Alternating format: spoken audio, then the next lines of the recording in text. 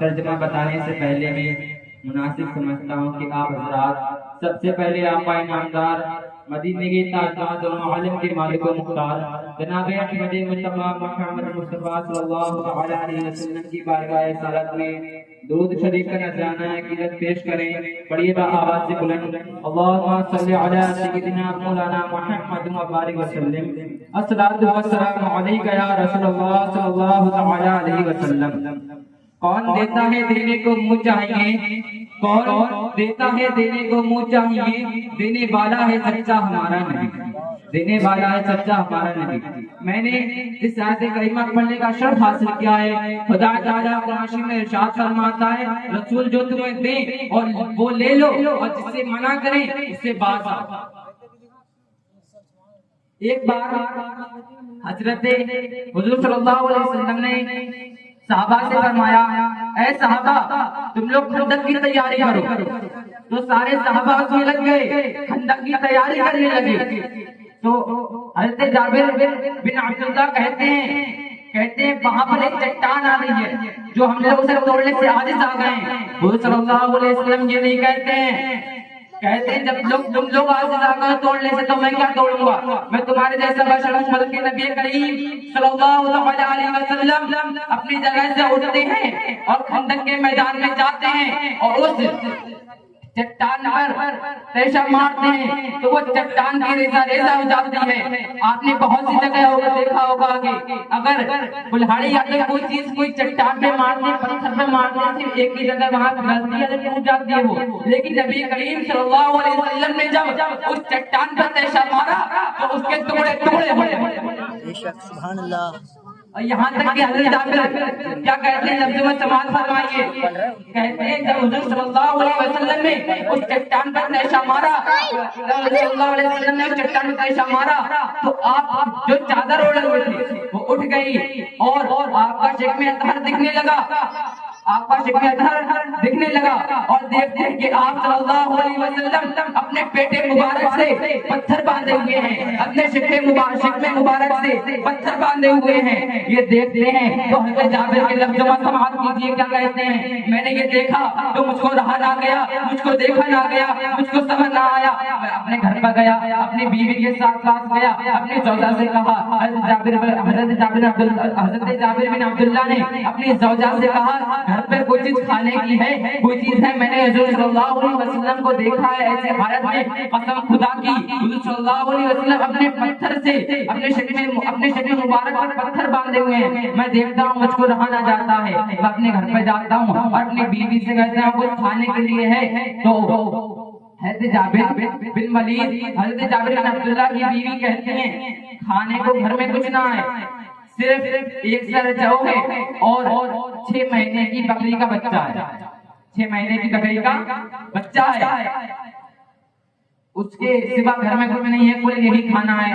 تو حضرت جابر کہتے ہیں میں بکری کے بچے کو حلال کرتا ہوں, تم لوگ ذبح کرتا ہوں, تم ایک سر جو آٹے کی روٹی بناؤ. میں حضور صلی اللہ علیہ وسلم کو بلا کر لاتا ہوں. جب وہ حضرت جابر بن ولید اپنی جگہ سے جانے لگے, جابر بن عبداللہ اپنی جگہ سے جانے لگے تو ان کی بیوی نے کہا رکو ذرا آہستہ کہنا. وہاں پر خندق کے میدان میں صحابہ موجود ہوں گے, انصاری مہاجرین موجود ہوں گے. یہ کہہ کر حضرت جابر بن عبداللہ کو رہا کر دیتی ہیں, کہتی ہیں جاؤ. حضور صلی اللہ علیہ وسلم کے کان میں وہ جابر کہتے ہیں, حضرت جابر کہتے ہیں صلی اللہ علیہ وسلم کے کان میں کہتے ہیں آپ کی دعوت ہے, آپ کے دعوت کا انتظام کیا ہے, آپ ہمارے ساتھ چلیں ہمارے گھر پر. تو صلی اللہ علیہ وسلم اعلان کر دیتے ہیں, کہتے ہیں یہاں پر اور صلی اللہ علیہ وسلم کہتے ہیں کہ جابر بن عبداللہ کے گھر پر دعوت ہے, آپ سب لوگوں کو وہیں چلنا ہے. جابر کے گھر پر دعوت ہے, سب کو وہاں چلنا ہے. یہ کہتے ہیں حضرت جابر حیران ہو جاتے ہیں, کہتے ایک طرف تو میری بیوی ناراض ہوگی, غصہ ہوگی, اور دوسری طرف کھانے کا اہتمام بھی کم ہے. تو یہ کہہ کر کھانے بھی کم ہے تو حضور صلی اللہ علیہ وسلم ایک نبی لوگوں کے دل کے حال جانتے ہیں اور جیسا سامنے دیکھتے ہیں ویسا پیچھے بھی دیکھتے ہیں. تبھی شاعر اسلام کیا خوب کہتا ہے، خلق سے اولیاء، اولیاء سے رسول اور رسولوں سے اعلیٰ ہمارا نبی. خلق سے اولیاء، اولیاء سے رسول اور رسولوں سے اعلیٰ ہمارا نبی. نبی صلی اللہ علیہ وسلم حضرت جابر بن عبداللہ کے دل کا حال دیکھ رہے ہیں، کہتے ہیں سارے صحابہ میں دعوت کر دیتے ہیں، کہتے ہیں حضرت جابر خدمت لوگوں کی دعوت ہے. تو وہ لوگ جاتے ہیں.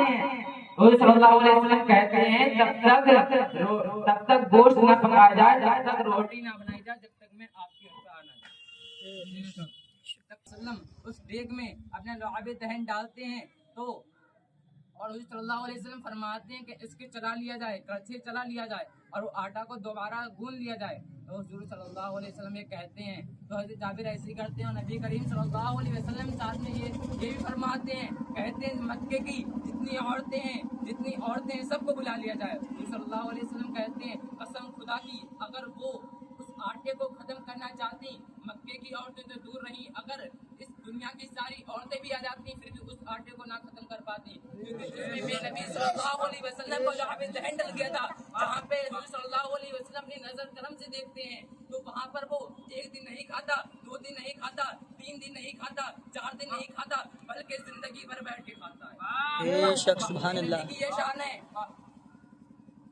حضور صلی اللہ علیہ وسلم یہ کہتے ہیں کہتے وہ لوگ ایسے جابر گھر میں تقسیم کرتے ہیں، پڑوسی میں تقسیم کرتے ہیں، مکہ کی گلیوں میں تقسیم کرتے ہیں، پھر وہ ختم نہ ہوتا ہے، ختم ہونے کا نام نہ لیتا ہے. حضور صلی اللہ علیہ وسلم کے پاس جاتے ہیں، کہتے ہیں یہ میں نے یہ آپ نے جس پر اپنے لعاب دہن ڈالا تھا آٹے پر اور گوشت کی دیگ پر، تو وہ نہ گوشت ختم ہونے کا نام لے رہا ہے نہ آٹا ختم ہونے کا نام لے رہا ہے. حضور صلی اللہ علیہ وسلم کہتے ہیں جابر جاؤ اپنے گھر پر اسے دیکھ کے مت دیکھنا، تم پورے سال کھاؤ گے، تم پوری زندگی کھاؤ گے، پھر وہ ختم نہ ہوگا. حضور صلی اللہ علیہ وسلم کا یہ کہنا تھا. پھر وہ اپنے گھر چلے جاتے ہیں، اپنے حضرت جابر اپنے گھر پر جاتے ہیں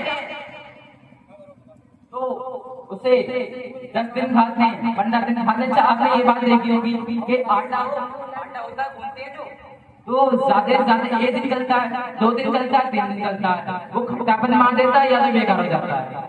حضور صلی اللہ علیہ وسلم لعاب دہن جلا 10 دن 15 دن ایسے لوگوں نے کھایا اور مکے کی گلیوں میں تقسیم کیا، پھر وہ ختم نہ ہوا. میں نبی کی شادی بھی ڈالی ہے، ختم ہونے کا نام نہیں لے رہا ہے. پھر حضرت جابر اس میں حیرانی کے ساتھ اسے جھانک کے دیکھتے ہیں آٹا جتنا گوندا تھا اتنا ہی ہے اور گوشت جتنا تھا اتنا ہی ہے. ہلکے ہلکے وہ ختم ہوتا ہے. حضرت جابر بن عبداللہ حضور صلی اللہ علیہ وسلم کے پاس تشریف لے جاتے ہیں، کہتے ہیں آپ نے گوشت میں اور روٹی میں جو لعاب دہن ڈالا تھا وہ ختم ہونے کا نام نہ لے رہا تھا. میں نے کھایا، بچوں کو کھلایا، محلے میں تقسیم کیا، مدینے کی گلیوں میں تقسیم کیا، پھر بھی ختم نہیں ہوا. میں نے دیکھا کہ اس میں کتنا بچا ہے تو میں نے دیکھا کہ اتنا ذرا سا ہے، میں نے دیکھا جتنا تھا کہ اتنا سا ہی ہے.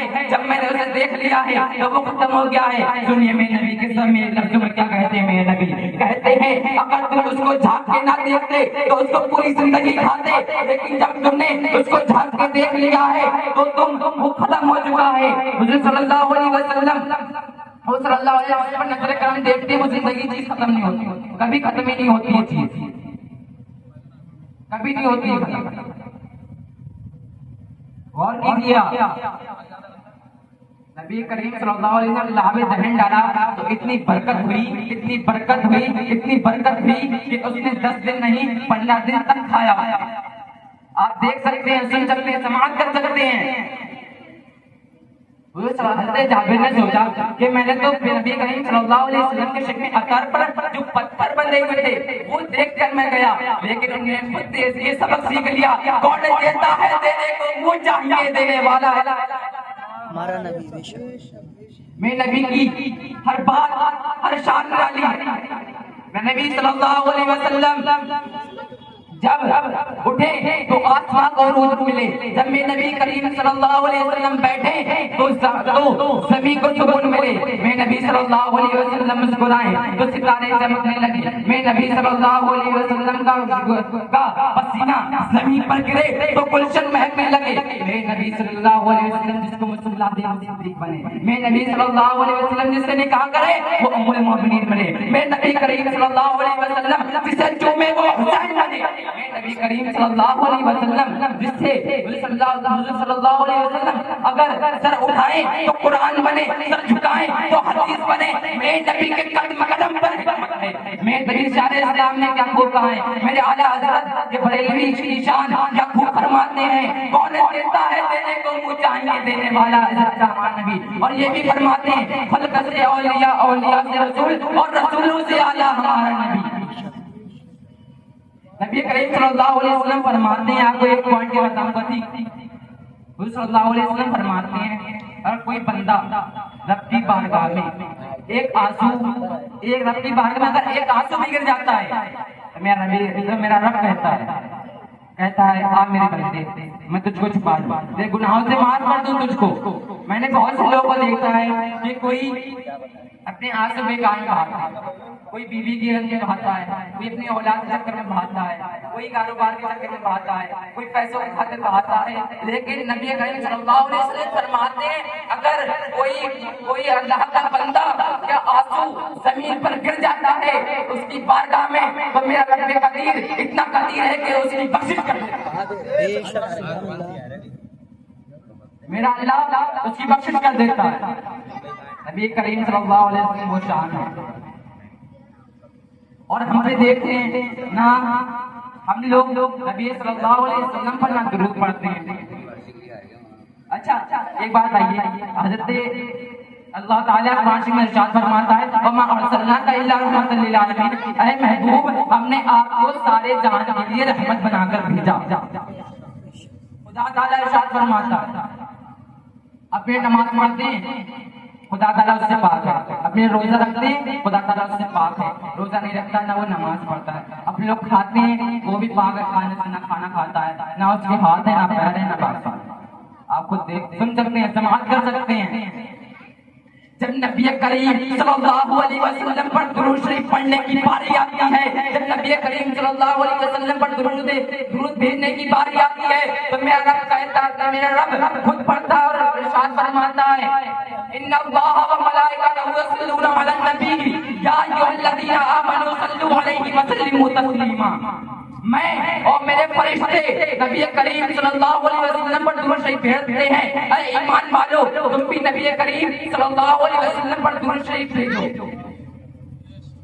رب قدیر خود قرآن میں ارشاد فرما رہا ہے میں خود بھیجتا ہوں، میرا رب کہہ رہا ہے میں خود بھیجتا ہوں، اپنے نماز پڑھنے میں نماز نہیں پڑھتا، لیکن جب درود شریف پڑھنے کی باری آتی ہے، جب درود شریف صلی اللہ علیہ وسلم بھیجنے کی باری آتی ہے تو میرا رب خود نبی کریم صلی اللہ علیہ وسلم پر درود شریف پڑھتا ہے، بھیجتا ہے، میں نبی کی وہ شان ہے۔ اے محمد کا در چھوڑ کر جانے والوں ملانا سہارا دو کیا کرو گے، اے محمد کا در چھوڑ کر جانے والوں ملانا سہارا دو کیا کرو گے۔ آپ سن سکتے ہیں کہ نبی کی کیا شان ہے، ہمیں گرو ہونا چاہیے کہ ہم اس نبی کے امتی ہیں جس کے خاطر ساری کائنات ساتوں آسمان اللہ تبارک و تعالیٰ نے بنایا۔